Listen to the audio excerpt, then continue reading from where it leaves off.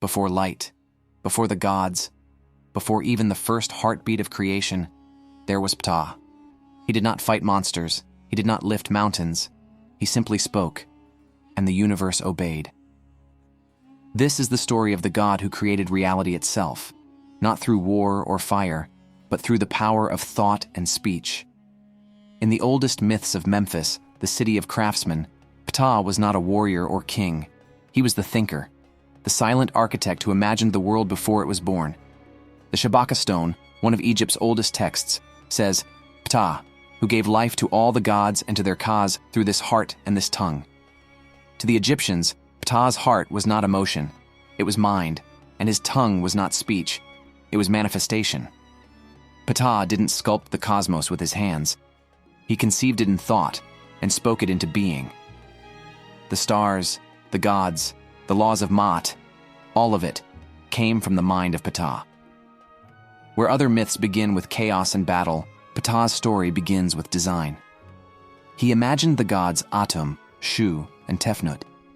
He shaped the earth god Geb and the sky goddess Nut. He set Ra's sun in motion and whispered time itself into rhythm.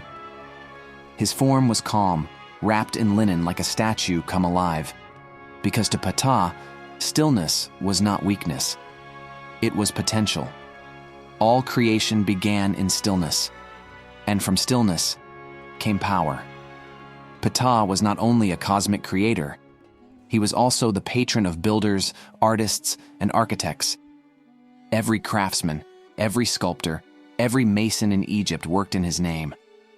When a temple was carved from stone, the first hammer strike was dedicated to Ptah.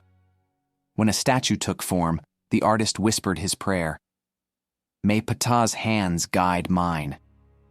But here's the hidden brilliance. In Ptah's theology, craftsmanship itself was divine creation. To imagine something, to design it, and to bring it to life was to mimic the act of the god himself. For the Egyptians, creation wasn't just a one-time miracle. It was ongoing.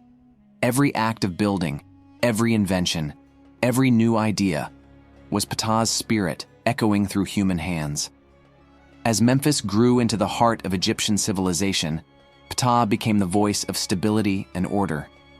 He was husband to Sekhmet, the lioness of power and healing, and father to Nefertum, the lotus-born god of rebirth.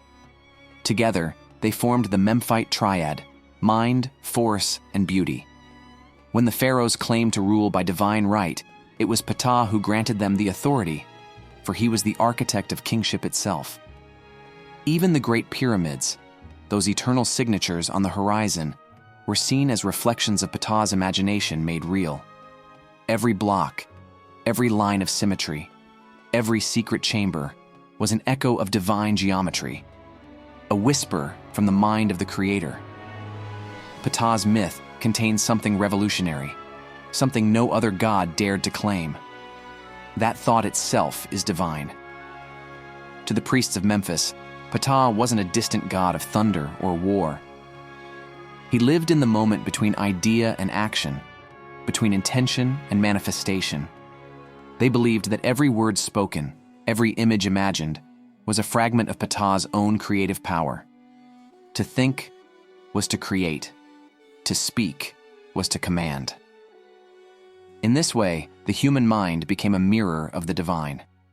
Every architect sketching plans, every poet carving words, every dreamer daring to imagine something greater was part of Ptah's eternal workshop.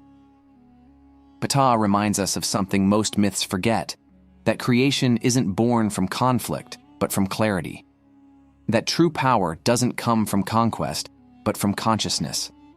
The Egyptians called him the Great Architect. The Greeks saw him as Hephaestus. The mystics called him the Divine Mind. And though his temples crumble and his statues sleep beneath the sand, his message remains carved into the soul of humanity. All things are shaped twice, first in the mind, then in the world. This was Ptah, the god who spoke the universe into existence. Like if you enjoyed the video and subscribe for more.